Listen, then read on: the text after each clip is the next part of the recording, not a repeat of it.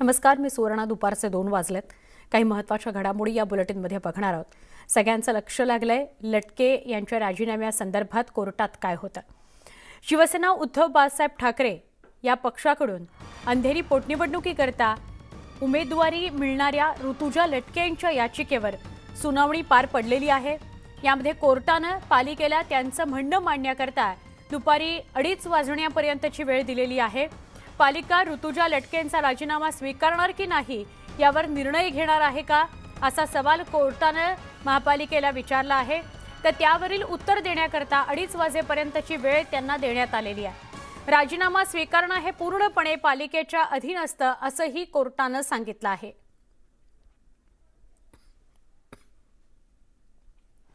लटकेंच्या वकिलांनी काय युक्तिवाद केला त्यावर नजर टाकू. राजकीय दबावापोटी राजीनामा थांबवलाय. लटकेंनी 3 ऑक्टोबरला राजीनामा दिलाय. हेमांगी वरळीकरांच्या राजीनाम्याचा दाखला देण्यात आला.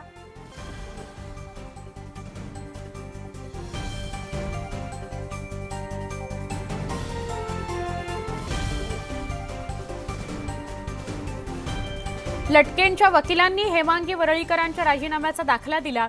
त्यानंतर लटकेंनी 67,950 रुपये सुद्धा भरलेत असं स्पष्ट करण्यात आलं. लटकेंनी पालिकेची थकबाकी ठेवलेली नाही. लटकेंचा राजीनामा आयुक्तांकडे का गेला असाही प्रश्न विचारण्यात आलाय. त्याआधीच मंजूर का केला गेला नाही. महिनाभर कालावधी टाळण्याकरता भक्कम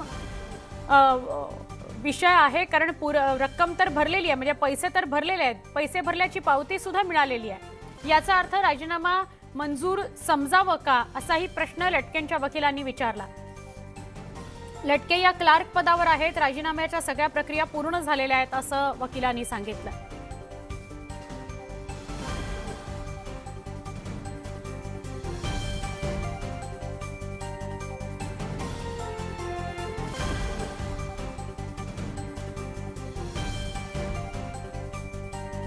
तर पालिकेच्या वकिलांनी काय युक्तिवाद केला त्यावर नजर टाकतोय. 27 सप्टेंबरला राजीनामा दिला गेला नाही. लटकेंनी फक्त मुदतवाढ मागितली. 3 ऑक्टोबरला लटकेंनी राजीनामा दिलाय. राजीनामा कार्यालयीन वेळ संपल्यानंतर दिलाय. राजीनामा मंजूर करणं हे पालिकेच्या अधीन आहे असं पालिकेच्या वकिलांनी म्हटलं आहे.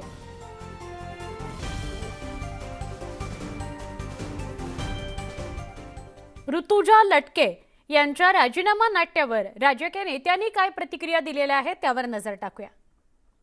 त्यांनी स्वेच्छेने राजीनामा मागितला. बरं, त्यांच्यावर कुठलंही महापालिकेचं कुठलंच रॉंग हे नाही आहे, म्हणजे काही त्यांच्या कंप्लेंट आहे, शेरा नाही आहे, चांगल्या द्वितीय का तृतीय श्रेणीतल्या क्लर्क आहेत. एका क्लर्कसाठी तुम्ही इतका अट्टहास का करता? याचा अर्थ जे काही ह्या महाराष्ट्रामध्ये जे चाललंय, शिंदे गट आणि शिवसेना पक्ष याच्यामध्ये जे काही आदान प्रदान होत आहेत त्याच्यामध्ये तुमचा सहभाग का असावा? महिन्यामध्ये ऋतुराज लटके मॅडमली त्या ठिकाणी त्यांचा राजीनामा दिला होता. 30 दिवसाचं ते बोलतात, तर 30 दिवस होऊन गेले ना. पण 3 दिवसात काहीच केलं नाही, म्हणून कदाचित असं कळतं की 2 दिवसापूर्वी 3 तारखेला त्यांनी परत एकदा राजीनामा दिला. मग निकष वगैरे ह्या ज्या गोष्टी बोलल्या जातात हे योग्य नाही. आणि दुसरं कसं असतं की समजा कुठली लायबिलिटी असेल त्यांच्यावर ते भरू शकतात, आणि नाहीतर महिन्याचा पगार देऊन ते त्यातून बाहेर निघू शकतात. पण का सोडत नाहीत हे मला त्या ठिकाणी माहीत नाही. ह्याच्या मागे कदाचित वेगळ्या पद्धतीचं राजकारण असावं असं दिसतंय. मला स्पष्ट सांगितलं पाहिजे की त्यांनी राजीनामा देताना राजीनाम्यात असं म्हटलेलं होतं की मी निवडून आल्यानंतर राजीनामा देणार आहे. ती क्वेरी महानगरपालिकेनं काढली. महानगरपालिकेनं हे स्वतः समोरच्या लोकांचे जे प्रवक्ते आहेत त्यांनी आजच सांगितलेलं मी ऐकलेलं आहे. आणि मला असं वाटतं की आम्हाला कोणावरही दबाव आणण्याची आवश्यकता नाही. आम्ही जनसामान्यांमधून निवडून येतो, त्याच्यामुळं तिथं देखील शिवसेना भाजपचा उमेदवार निवडून येईल. थेट प्रक्षेपण आपण बघणार आहोत. मुख्यमंत्री एकनाथ शिंदे बोलतायत. इंफ्रा प्रोजेक्ट हम लोग कर रहे हैं, और जैसे कोस्टल है, रोड है, अभी वेस्टर्न में ट्रैफिक होती है, ईस्टर्न में भी मैंने श्रीनिवासन को कहा है कि अभी थाना जाना है, मुंबई में, मुंबई से थाना, थाने से मुंबई, या घोड़बंदर अहमदाबाद से गाड़ियां जो आती है वो मुंबई पहुंचे, इसके लिए जो ईस्टर्न एक्सप्रेस है उसे एक डायरेक्ट एलिवेटेड रोड बनाया जाए, फ्लाईओवर डायरेक्ट थाना से मुंबई तक जो सर्विस रोड पे चलेगा। उसका अभी डीपीआर भी बनाया है। कहा था अपना स्टेटस क्या है श्रीनिवासन? जो थाना का एलिवेटेड जो रोड है डायरेक्ट अपना घोड़बंदर से आगे, जैसे गडकरी साहब का उधर फाउंटेन में ब्रिज बन रहा है वो अहमदाबाद पे जाने के लिए, वहां तक जोड़ रहे हैं हम लोग। मतलब डायरेक्ट वहां का कोई भी व्यक्ति डायरेक्ट मुंबई पहुंच जाएगा। मतलब ईस्टर्न जो फ्रीवे तक पहुंच सकता है जो बीच में ब्रेक हुआ है, तो ये आसान हो जाएगा आपको सबको। दूसरा, वेस्टर्न में भी जो कोस्टल हाईवे है उसके लिए भी काम जोर से शुरू है। बांद्रा वर्सोवा जो सीलिंग है, हम जो वरणी बांद्रा है, बांद्रा वर्सोवा तक लेके जा रहे हैं और वर्सोवा से विरार तक लेके जा रहे हैं, वो भी सीलिंग। मतलब ये जो इंफ्रा प्रोजेक्ट है इसको हम लोग आगे बढ़ा रहे हैं। जैसे मुंबई पुणे एक्सप्रेस हाईवे हो गया। मुंबई पुणे पहले क्या था, 7-8 घंटे लगते थे। हमारे आदरणीय शिवसेना प्रमुख बाला साहब जी ने कहा, गडकरी साहब जब भी मंत्री थे, जैसे मेरे पास MSRDC डिपार्टमेंट अभी है तो उनके पास था, वो मुंबई पुणे एक्सप्रेस बना दिया। अभी 2-2.5 घंटे में हम लोग पहुंचते हैं। वहां की इंडस्ट्री बढ़ गई, सर्विस इंडस्ट्री, IT इंडस्ट्री बढ़ गई, रियल इस्टेट बूम हो गया, हुआ है ना उधर भी। तो डेली लोग अप डाउन करने लग गए मुंबई पुणे एक्सप्रेस के वजह से। अभी हम लोग वहां पर एक टनल बना रहे हैं, यहाँ पर खालापुर से सिंहगढ़ इंस्टीट्यूट जो घाट सेक्शन है पूरा अवॉइड हो जाएगा, ड्रॉप हो जाएगा, डायरेक्ट आधे घंटे में जल्दी पहुंच जाएंगे, आधे घंटे से। तो ये सब गवर्नमेंट कर रही है और ये आप ही लोगों के लिए कर रहे हैं। मुंबई पुणे घंटे लगते जाने के लिए अब है, अभी बन रहा है, लेकिन अभी मुंबई सिंधुदुर्ग, मुंबई गोवा एक्सेस कंट्रोल, अलीबाग में भी आपकी बहुत प्रॉपर्टी है, भी बना रहे हैं हम लोग। और अपन और ये भी कर रहे हैं ना मुंबई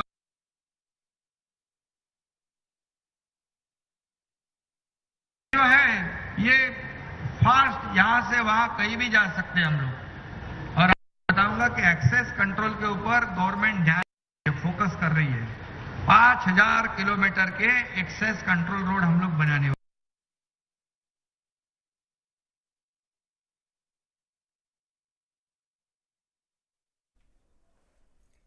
और ये इसी कि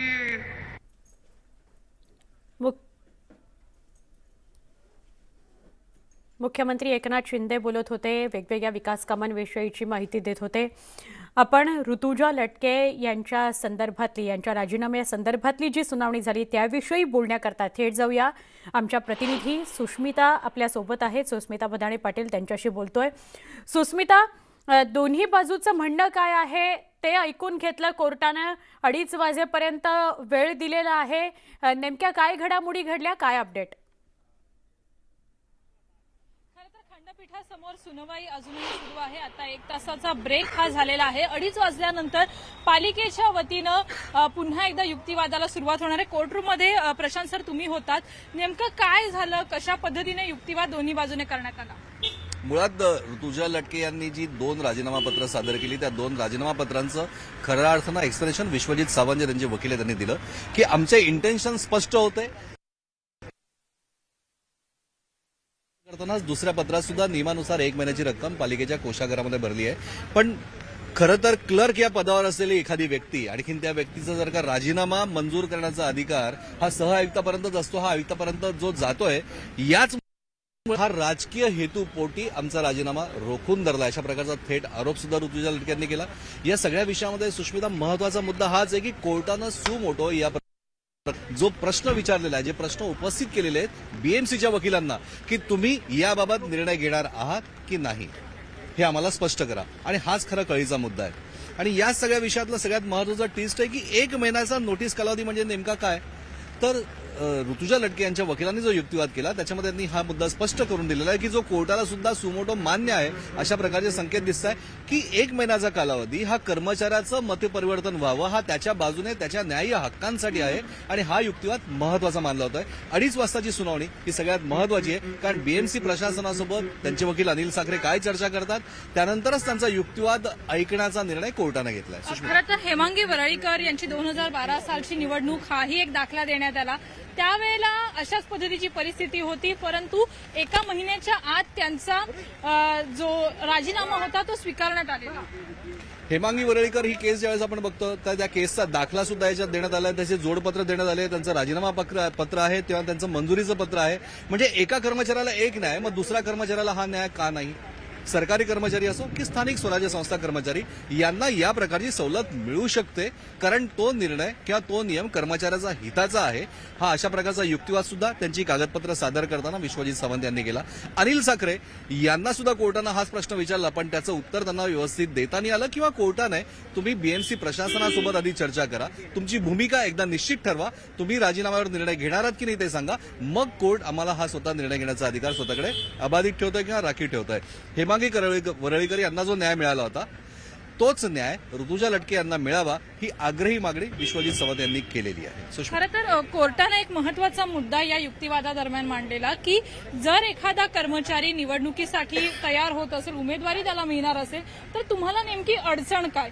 मुळात हा प्रश्न त्यांनी बीएमसीच्या वकिलांना विचारला. त्याच्यावरती आता 2:30 वाजता पुन्हा जेव्हा सुनवाई सुरू होईल त्यावेळेला अधिक स्पष्टीकरण मिळू शकेल. अनिल साखरे यांनी ज्यावेळेस सांगितलं की पहिल्या राजीनामा पत्रामध्ये त्यांनी म्हटलं की आम्हाला निवडणूक लढवायची आहे, म्हणजे कंडिशनल राजीनामा या प्रकारामध्ये राजीनामा. सुनावणी दरम्यान काय झालं, आत्ता 1 तासाचा जो ब्रेक घेण्यात आला त्यात आता पुढे काय होतं हे सगळं बघायचं. त्याकरता सुस्मिता आणि प्रशांत बाग यांच्याशी आपण पुन्हा बोलू. पुढच्या बातमीकडे वळूया. अंधेरी पोटनिवडणुकीबाबत आज भाजप आणि बाळासाहेबांच्या शिवसेनेची महत्त्वाची बैठक होणार आहे. युतीचाच उमेदवार असून आज रात्रीपर्यंत या संदर्भातला निर्णय होईल अशी माहिती भाजपचे मुख्य प्रवक्ते केशव उपाध्ये यांनी दिली आहे. अंधेरी पोटनिवडणूक आम्हीच जिंकू असा विश्वास केशव उपाध्ये यांनी व्यक्त केला.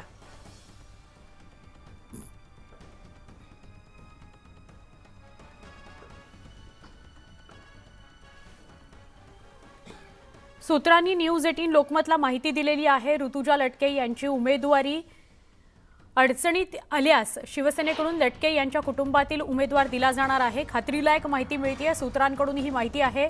यात सुरुवातीला दिवंगत आमदार रमेश लटके यांच्या आईवडिलांच्या नावाची चर्चा शिवसेनेच्या बैठकीत झाली होती, मात्र त्यांचं वय पाहता ती उमेदवारी योग्य ठरणार नाही म्हणून शिवसेनेकडून आता दिवंगत आमदार रमेश लटके यांचे बंधू सुरेश लटके यांच्या नावाचा शिवसेनेकडून विचार सुरू आहे. सुरेश लटके हे उच्च शिक्षित आहेत. अंधेरी परिसरात फुलविक्रीचा ते व्यवसाय करतात. न्यूज 18 लोकमतला सूत्रांनी माहिती दिलेली आहे की जर ऋतुजा लटके यांची उमेदवारी अडचणीत आलीच तर रमेश लटके यांचे बंधू सुरेश लटके यांना उमेदवारी दिली जाऊ शकते. शिवसेना उद्धव बाळासाहेब ठाकरे यांच्याकडून हा विचार सुरू आहे. ऋतुजा लटके यांच्या उमेदवारी संदर्भात शिवसेना उद्धव बाळासाहेब ठाकरे पक्ष जनतेची दिशाभूल करतोय असा आरोप भाजप आमदार प्रसाद लाड यांनी केला. शिवसेना उद्धव बाळासाहेब ठाकरे हे दिशाभूल करण्याचा प्रयत्न शिवसैनिकांचा आणि तमाम जनतेचा करण्याचा प्रयत्न करतायत. मला वाटतं की यामध्ये शिवसेनेचंच षडयंत्र आहे, कटकारस्थान आहे. आपल्या कार्यकर्त्यांना कुठेतरी डावलायचं, आपल्या जवळच्या कार्यकर्त्यांवरती अन्याय करायचा हे वेळोवेळी होतं. म्हणून हे जे नाट्य घडलं, हे जे गंडांतर घडलं हे त्यामुळेच घडलं. आणि मला वाटतं की अशा प्रकारे उद्धव ठाकरेच ह्या निवडणुकीच्या उमेदवारीला न देणं, लटके वहिनींना न देणं यासाठी जिम्मेदार आहेत. अंधेरी पोटनिवडणुकीबाबत आज भाजप आणि बाळासाहेबांच्या शिवसेनेची महत्त्वाची बैठक होतीये. युतीचाच उमेदवार असून आज रात्रीपर्यंत निर्णय होईल अशी माहिती भाजपचे मुख्य प्रवक्ते केशव उपाध्ये यांनी दिलेली आहे.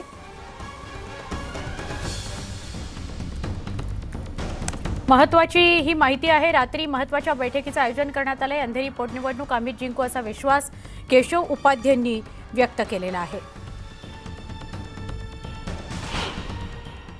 मला असं वाटतं की या सगळ्या विषयात आज रात्रीपर्यंत अनेक गोष्टी स्पष्ट होतील. भारतीय जनता पार्टी का बाळासाहेबांची शिवसेना या सगळ्या विषयामध्ये एकत्रित बसतील आणि ही निवडणूक भारतीय जनता पार्टी आणि बाळासाहेबांची शिवसेना हे दोन्ही पक्ष एकत्रित मिळून लढवतील आणि त्या ठिकाणी मोठ्या फरकाने युतीचा उमेदवार विजयी होईल. पुन्हा एकदा थेट प्रक्षेपण बघणार आहोत. मुख्यमंत्री एकनाथ शिंदे बोलतायत. बताओ आपको क्या चाहिए गवर्नमेंट के पास से, कौन सा इंसेंटिव चाहिए वो बताओ, लेकिन एक आइकॉनिक बिल्डिंग जो है वो हर एक डेवलपर ने बनाने की आवश्यकता है. ये हमारी जो एक शोभा है, जैसे हम लोग कहते हैं ब्रिटिश चले गए, लेकिन उन्होंने जो डिजाइन के बिल्डिंग बनाए हैं आज सिर्फ उसमें हेल्थ और सेफ्टी का ध्यान अपने को रखना है, सेफ्टी फर्स्ट, और इसलिए वो आप करो. और जो भी हमारे ऐसे गवर्नमेंट से चाहिए आपको, हमारे यूडी विभाग से निश्चित रूप से वो देने की जो आवश्यकता है वो जरूर दिया जाएगा. क्योंकि एक मुंबई शहर है, हर एक शहर के अलग अलग पहचान है. जैसे थाना की अलग है, कल्याण डोंबिवली अलग है, नवी मुंबई अलग है. तो पानी आ रहा है क्या? काम बराबर किया ना पक्का आप लोग?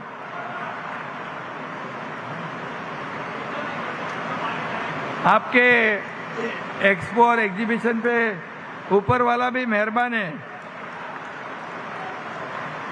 तो निश्चित रूप से हर शहर में आपने आइकॉनिक बिल्डिंग बनाने के लिए जरूर आप इनिशिएटिव ले लो.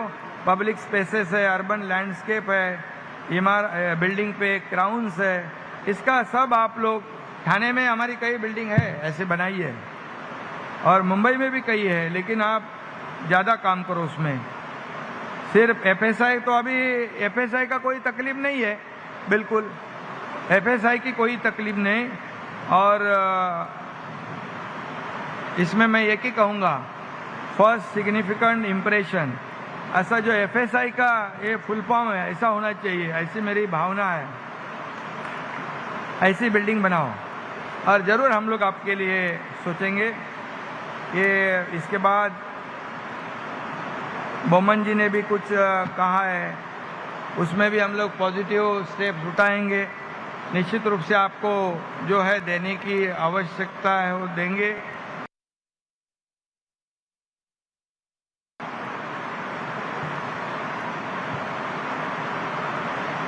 मुंबई के बारे में भी अजय भाई ने कहा है कि मुंबई में भी जैसे यूनिफाइड डीसीपीआर के जैसे रूल्स होने चाहिए, उसके बारे में भी हम लोग जरूर सोचेंगे. क्योंकि सोचना है, क्योंकि आप लोग अच्छा काम कर रहे हो. और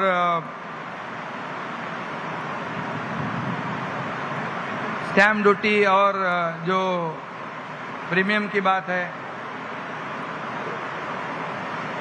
उसके बारे में गवर्नमेंट जो है निश्चित रूप से पॉजिटिवली सोचेगी. हमारे जो मंत्रिमंडल के सहयोगी है उनसे अवश्य इस पे चर्चा हम लोग करेंगे. और चर्चा कर इसमें आपको, क्योंकि हमारी गवर्नमेंट पॉजिटिव सोचने वाली है, गवर्नमेंट विल थिंक पॉजिटिवली. और जो प्रीमियम और स्टैम्प ड्यूटी का जो इशू है और उसमें से रास्ता निकालने का काम, कोशिश हमारी सरकार करेगी. आप खाली इतना ही करो. ये बहुत जोर से बारिश आया है. अपना ऑफिस बिफिस बराबर जगह पे है ना? हाँ, त्यामुळे नहीं राहुल, आज का जो MCH है क्रेडाई का जो एग्जीबिशन यहाँ पर है लगाया है, वो सभी डेवलपर को मैं शुभकामनाएं देता हूँ. सभी लोगों को यहाँ पर बधाई देता हूँ. और मेरी एक ही आपसे सबसे गुजारिश है, जो मुंबई में रीडेवलपमेंट के जो प्रोजेक्ट अटके पड़े हैं, उसमें क्लस्टर भी हो, रीडेवलपमेंट के प्रोजेक्ट हो, उसे हमको आगे बढ़ाना है. क्योंकि कई लोग कहते हैं कि मुंबई के लोग बाहर चले गए हैं, तो मुंबई के लोग जो मूल मुंबईकर है वो मुंबई में वापस आने चाहिए. इसलिए हमारी भी जिम्मेदारी है. और इसमें जैसे सेल्स बिल्डिंग है, माड़ा की बिल्डिंग है, MMRD है, इसमें ये फनेल जोन की बिल्डिंग है, डोमिनिक जी, SRA है, जो काम रुका पड़ा है वो निश्चित रूप से हम लोग आगे बढ़ाएंगे और उसमें जो रूल्स में, कानून में कुछ बदलाव करने की, बहुत से बदलाव तो हम लोगों ने किए हैं, चेंजेस जब भी आप लोगों ने कहा है तभी हम लोगों ने बदलाव किया है और उसमें आगे भी करेक्शन गवर्नमेंट करेगी, निश्चिंत रहो। जब भी आपको कम हो गए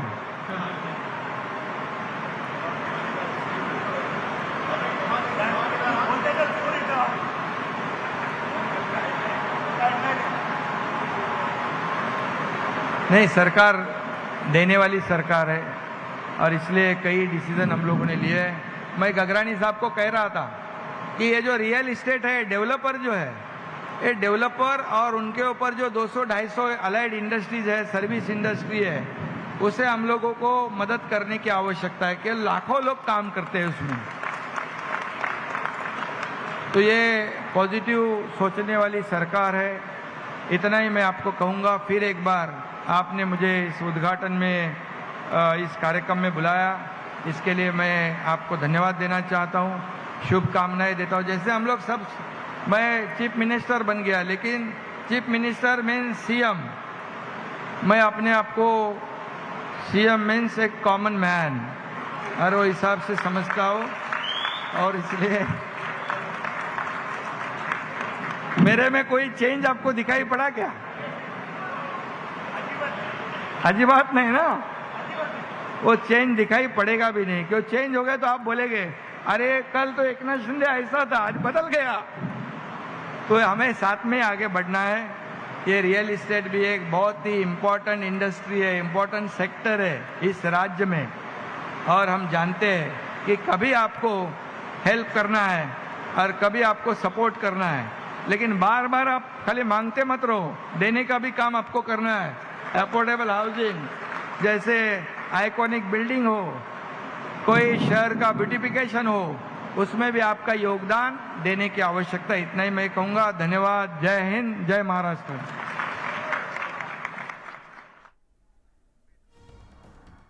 एक महत्त्वाची बातमी येते, पावसा पाण्यासंदर्भातली बातमी आहे। मुंबईसह उपनगरामध्ये तुफान पाऊस सुरू झालेला आहे। मुंबईत मुसळधार पावसाला सुरुवात झालेली आहे। दादर, वरळी, परळ या भागात मुसळधार पाऊस पडतो आहे।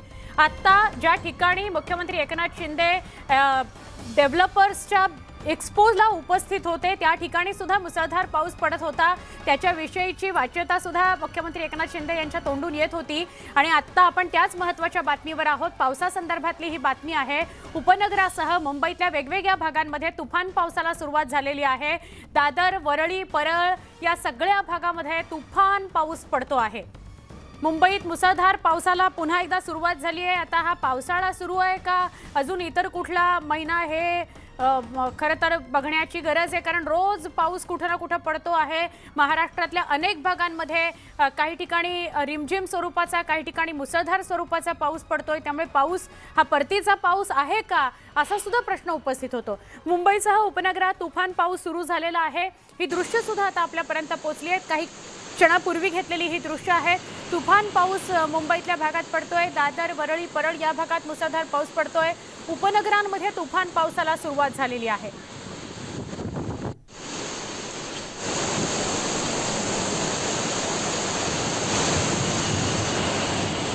मुंबईसह उपनगरातल्या वेगवेगळ्या भागांमध्ये पाऊस सुरू झालाय आणि मुसळधार पाऊस आहे। डोंबिवली, कल्याण,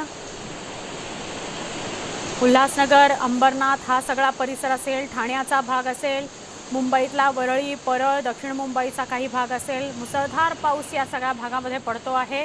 काही वेळापूर्वी पावसाला सुरुवात झाली। विजांच्या कडकडाटासह मुसळधार पाऊस मुंबईमध्ये सुरू झालेला आहे। यावेळेला पाऊस लांबेल, अगदी नवरात्रीनंतर सुद्धा सुरू राहील, दिवाळीत सुद्धा सुरू राहील, अशा वेगवेगळ्या चर्चा सुरू आहेत। अहवाल त्या संदर्भातले समोर येत आहेत। त्यामुळे चाकरमानी, मुंबईकर या सगळ्यांनाच प्रश्न पडला आहे की यावर्षी पाऊस इतका लांबला कसा। तो काही जण तर असं म्हणतायत की तो डिसेंबरपर्यंत लांबेल. काही अहवाल असेही येत आहेत की परतीचा पाऊस सुरू झालेला आहे. पण मुंबईत विजांच्या कडकडाटासह मुसळधार पाऊस सुरू झालाय.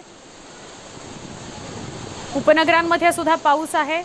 मुंबईतल्या वेगवेगळ्या भागात, खास करून वरळी, परळ, हिंदमाता हा सगळा भाग, दक्षिण मुंबईचा काही भाग, इथं मुसळधार पाऊस पडतोय.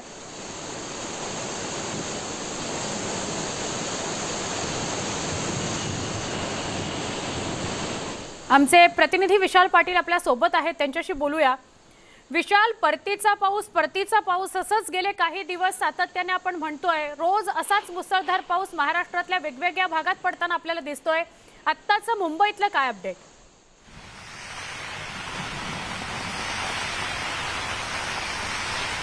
सुवर्णा, मुंबईत मुसळधार पावसाला सुरुवात जी आहे ही झालेली आहे. एक 10 मिनिटं झाली ह्या पावसाला सुरुवात जी आहे ही झालेली आहे आणि मुंबईकरांची तारंबळ जी आहे ही उडालेली आपल्याला पाहायला मिळते. मी आता प्रभादेवी परिसरात आहे आणि प्रभादेवीतील जर आपण चित्र पाहायला गेलं तर या ठिकाणी काहीसा अंधार जो आहे तो झालेला आपल्याला पाहायला मिळतोय आणि काही मिनिटांपूर्वी मुसळधार असा पाऊस आपल्याला पाहायला मिळत होता. आता काहीशी तीव्रता जी आहे ती या पावसाची या ठिकाणी कमी झाली. मात्र मुंबईकरांची जी आहे ह्या परतीच्या पावसामुळे चांगलीच तारांबळ उडालेली आपल्याला पाहायला मिळते.